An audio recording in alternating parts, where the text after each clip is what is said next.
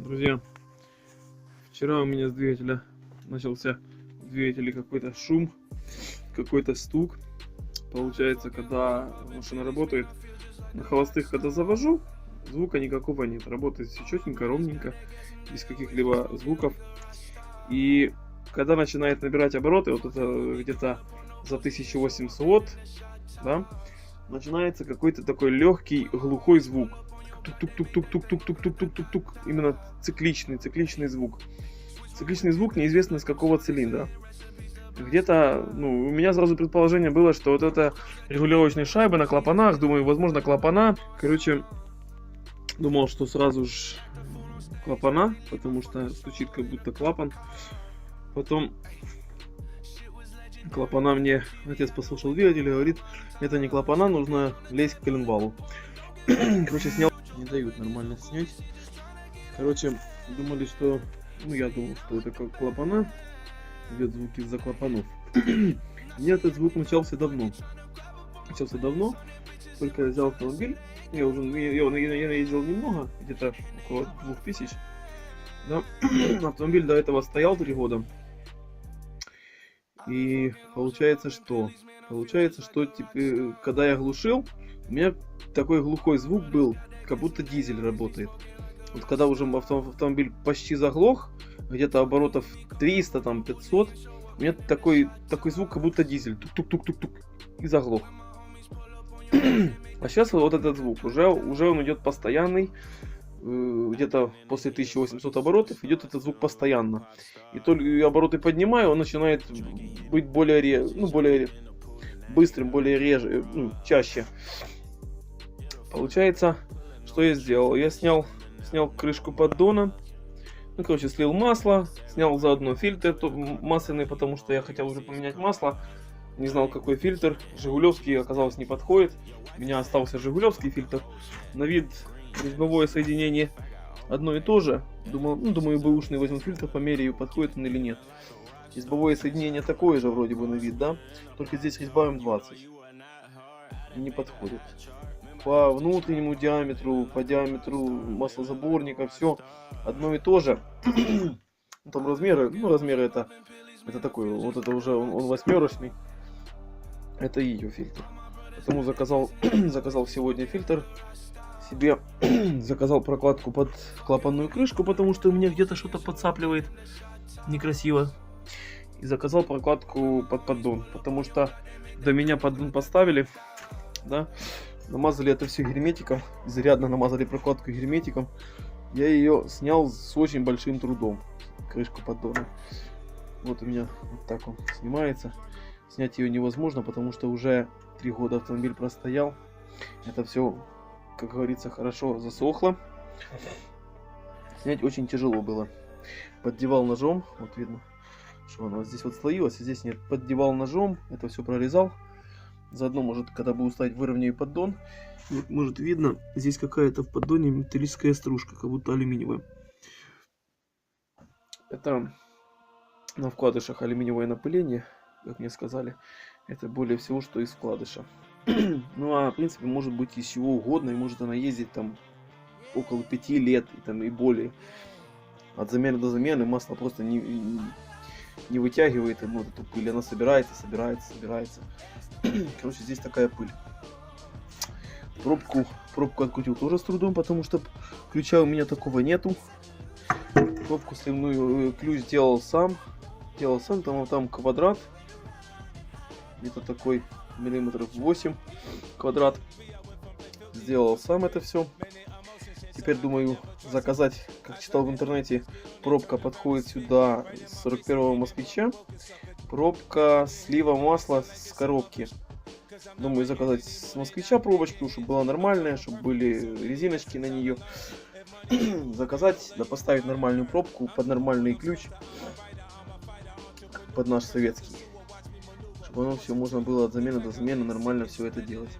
Заодно, как говорил, выровняю поддон, потому что поддон, так сказать, не очень красивый. Не видно. Вот такой поддон. Как будто им не знаю, что делали. Короче, сейчас покажу, что снизу я сделал. Сейчас покажу. ямы у меня нету. Зато у меня есть пенек. Короче, вот у меня шатуны видны. Сейчас я сфокусирую. Вот он шатун. Вот это шатун идет 4-го цилиндра, 3-го, вот 2-го и 1-го там. Короче, я просто брал за маховик, проворачивал двигатель за маховик, за шкив коленвала, проворачивал двигатель и просто вот так провернул. Смотрите, провернул, да? И беру вот этот за шатун и двигаю его вверх-вниз. Если вверх-вниз движения нет, то значит там все отлично. Влево-вправо он ходить должен. Вот он ходит. А вверх-вниз не должен. Вверх-вниз у меня на 4-м, 3-м, 2-м цилиндре никаких звуков, никаких движений нет. Сейчас покажу на 1-м цилиндре. Ой, сейчас. Одну секунду положу телефон, потому что очень тяжело крутить.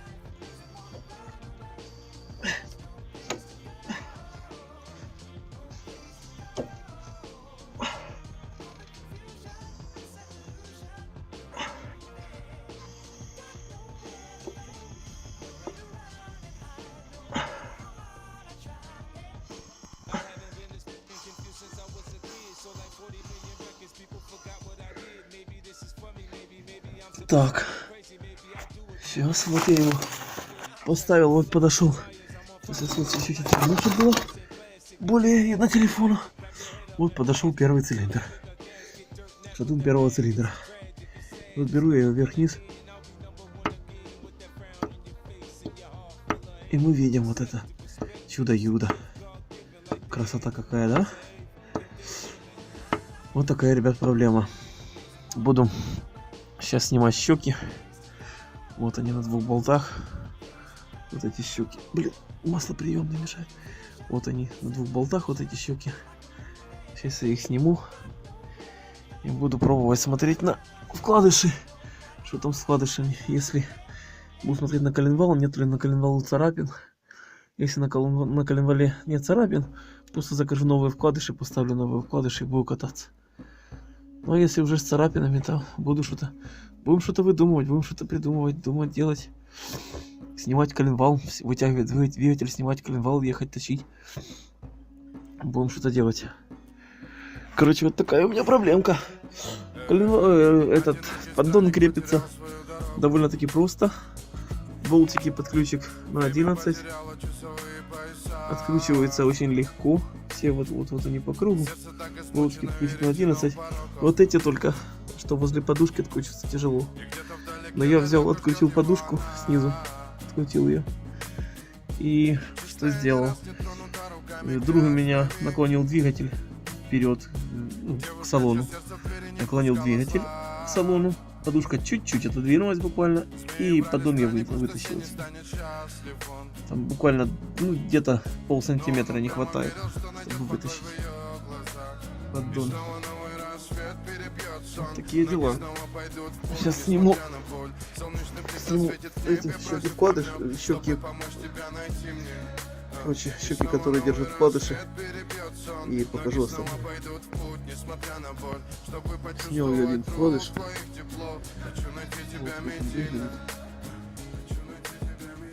Видно, что он не гладенький, что есть легкая шероховатость.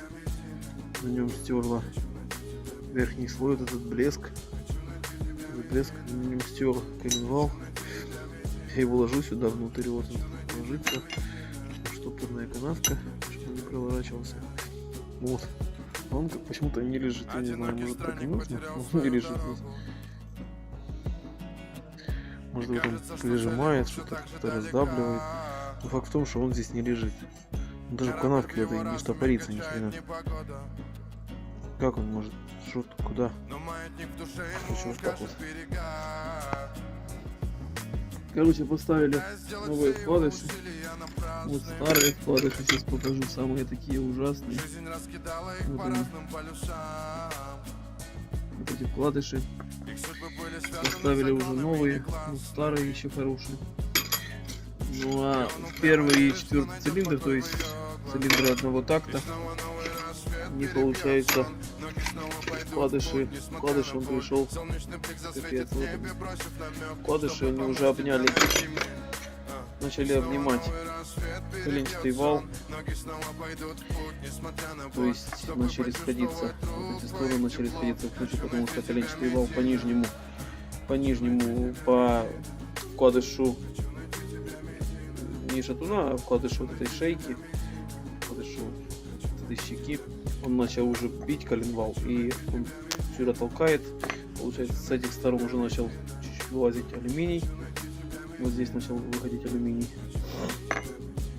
И получается, начал стучать двигатель, как будто где-то что-то, какой-то глухой металл стучит в двигателе. Сейчас поставили все вкладыши на места. Притерли первый, четвертый цилиндр. Вытерли, сделали зеркало ремнем. Обычным кожаным ремнем сделали зеркало. Там царапин не было, никакой херни не было, потому что, ну, еще чуть-чуть, как видно, вот еще вот эти уже темные части, это просто металл вкладыша.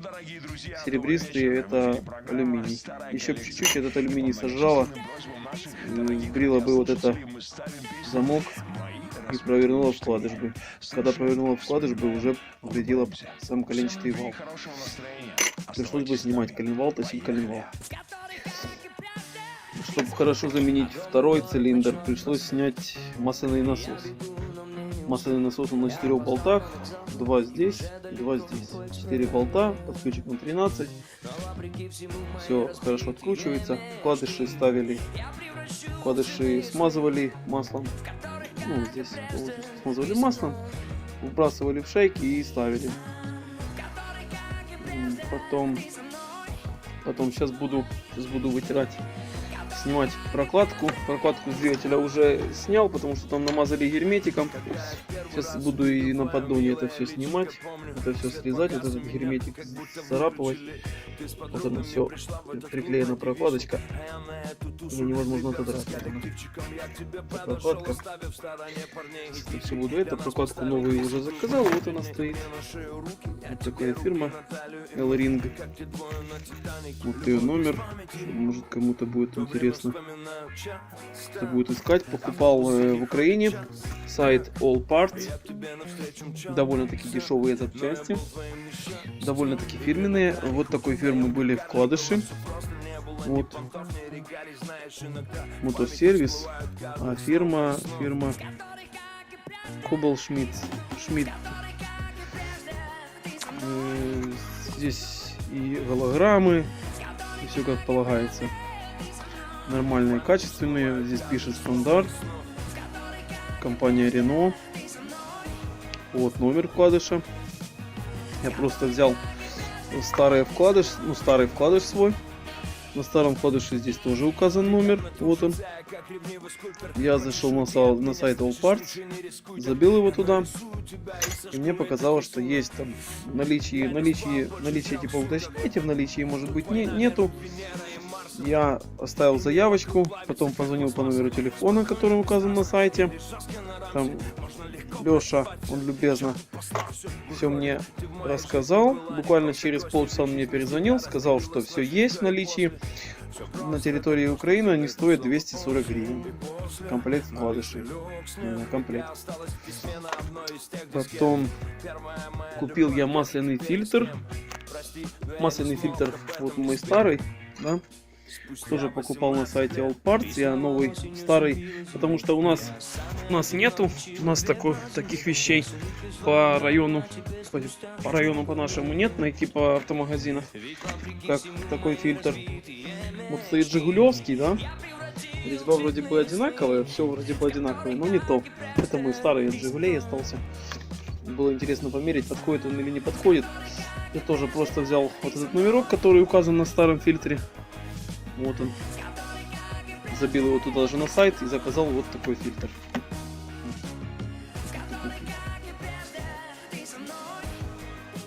Это точно такой же, как у меня стоял. Викс. Фильтр что-то около 140 гривен. И прокладка около 100 гривен, наверное. Плюс заказал прокладку клапанной крышки. У меня что-то она там подсопливает. Что-то подзамурзанная такая. Не очень красивая. Ну, думаю, может чуть-чуть подтяну. Там будет видно. Я повытираю. Если не будет никаких подтеков, не будет никакой ерунды, потом уже заменю. Прокладка клапанной крышки. Тоже той же фирмы Alring. Все одной фирмы. Тем более специально заказывал все одной фирмы, потому что у этой фирмы эти детали есть на территории Украины, то есть лежат они на складе на территории Украины. То есть доставка буквально мне получилась 2 дня. Фильтр и прокладки, это все заняло доставка 2 дня. Все оно было в наличии. Если нет в наличии, то они высылают, ну, там будет указано, сколько дней будут доставляться на территорию Украины. И уже потом новая почта или InTime, оно уже придет к нам. Вкладыши тоже были на территории Украины. Самое интересное, что заказал сначала прокладки, это все позаказывал, а потом через 2 дня уже разобрал двигатель, уже добрался до вкладышей, видел, что нужно закладывать вкладыши, заказал вкладыши. И из-за того, что были выходные, это все пришло в один день. Вчера я это все забрал, 30 октября. Сейчас буду пробовать срезать вот эту прокладочку, вот этот герметик. Буду все мазать наново, ставить масляный насос на место. Мазать буду наново чуть-чуть. Ну, я обычно беру черный герметик и чуть-чуть прокладочку. Чуть-чуть, буквально, чтобы просто блестел. Что просто, когда я прокладку положу, чтобы она никуда не слазила ни влево, ни вправо. Ну и плюс какую-то крепость какую-то еще добавить прокладку. Сейчас буду это все делать. Вот такой получился у меня поддон. Все повытирал, повычищал. Вот здесь было сюда внутрь вогнуто. Выровнял. Такое все получилось. Чистенькое. Вот оно здесь выровнялось. Здесь не получилось выровнять, потому что там стоит полоска, на которой висит трубочка от щупа масляного. Сейчас это все ободранное. Я, наверное, сейчас его вытру хорошо. Может, обезжирю. И у меня есть грунтовка черная. В баллончике черная грунтовка. Это все погрунтую, чтобы она не ржавела. Сделаем так. Вот такой получился у меня поддон. Просто покрыл грунтом. Красить я его не буду. Он все равно это все будет ну, об траву об всякую тереться. Ничего я ему красить не буду. Просто покрыл грунтом. Двумя слоями грунта. Здесь вмятина, что я показывал, здесь более-менее выровнялось. Так оно будет. Все. Сейчас буду пробовать ставить. Только что распечатал прокладку. Попробую приложить ее сюда. Так вот. Вот так она прикладывается. Вот. Да, прокладочка то, что нужно. Попробую, не нужно будет помогать отклонять двигатель, потому что я отклонял. Первый раз отклонял двигатель. Отодвигал туда чуть вперед, потому что... Или нет, не так. Сюда оттягивали назад. Потому что мешает маслоприемный. Мешает тому, чтобы поставить поддон. Вот здесь он получается. Нужно вот эту сторону одеть. Вот эту. Мешает штука. Там же идет подрамник, это все мешает. Сейчас буду пробовать, получится у меня одного это все сделать. Если получится сам поддон поставить, потом уже чуть-чуть намажу прокладочку герметиком, чтобы она никуда ни влево, ни вправо не сдвинулась. Я знаю, там привязывают веревочки, вот сюда веревочку тут по углам. Просто обыкновенную швейную веревочку, чтобы она никуда не сдвинулась. Ну, у меня получится и без веревочки. Ладно, спасибо вам за просмотры. Ставьте лайки. Потому что никто что-то не хочет лайкать. Лайкают только определенные люди, которые помешаны, как и я, на Volvo. Ну, короче, смотрите, ставьте лайки, подписывайтесь на мой канал. Я буду все дальше и дальше снимать, что я делаю, что меняю, что довожу до ума. Вот так. Одевается оно довольно-таки просто. Не нужно никуда двигатель наклонять, потому что я, не зная, откручивал низ подушки, который прикручивается к подрамнику. Теперь уже я это все вижу, как оно все одевается. Вот здесь получается подушка идет, вот здесь подушка, она вот так под низом поддона. Получается, одеваем мы на маслоприемный. Вот здесь стоит маслоприемный, вот так. Одели на маслоприемный. Потом отодвинули это все назад от маслоприемного, чтобы он уперся. Провернули так, чтобы оно зашло под подушку. Между подушкой и двигателем. Засунули и потом выровняли. И все пододвинули и подняли вверх, прикрутили. Это все довольно-таки просто. Без каких-либо движений. Веревочку, наверное, буду приматывать все-таки, потому что прокладка съезжает. Будет она съезжать по-любому, потому что двигаю взад-вперед, вперед-назад. Короче, сейчас сделаю сюда 2 веревочки, привяжу, чтобы она никуда не сдвинулась. Чтобы лишний раз ничего не попадать. Не играться с тем, чтобы направить куда-то что-то. Короче, все довольно-таки просто.